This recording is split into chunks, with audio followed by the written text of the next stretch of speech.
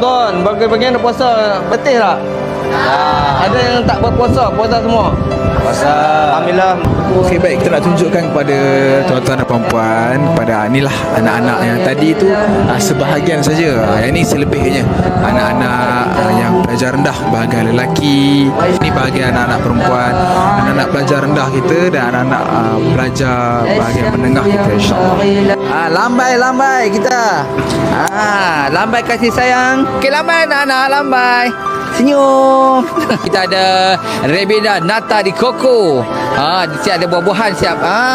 Dapat kita buat burger Malaysia. Kita ada kurma ajwa, kita ada agar-agar bermacam color. Kita ada buah naga, kita ada sayuran, kita ada ada setung dan ada ayam masak merah, nasi tomato.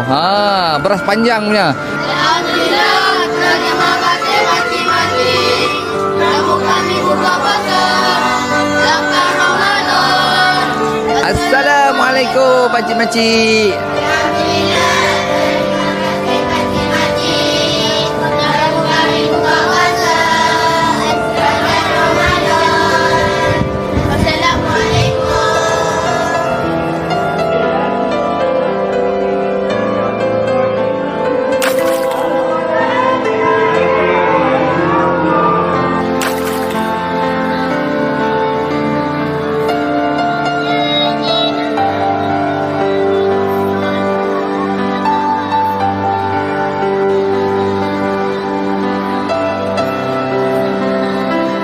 Bismillahirrahmanirrahim. Alhamdulillah kita di Khemah Moreh malam 9 Ramadan hari ini bersama-sama dengan anak-anak baru selesai program Tadarus dan Tarawih. Anak-anak macam mana, okey? Alhamdulillah. Okey, mari sama-sama kita ucapkan terima kasih pada pakcik-pakcik boleh? 1, 2, 3. Alhamdulillah, terima kasih mati-mati. Namun kami boleh. Assalamualaikum. Alhamdulillah. Silakan ambil wahai yang kami muliakan. Boleh ambil anak-anak semua. Inilah ada kotiau sup siap. Ya Allah, dengan ayam ni betul-betul. Sausage mini. Di sini juga ada buah naga, ada air datang di koko kita, ada air panas, air teh tarik special.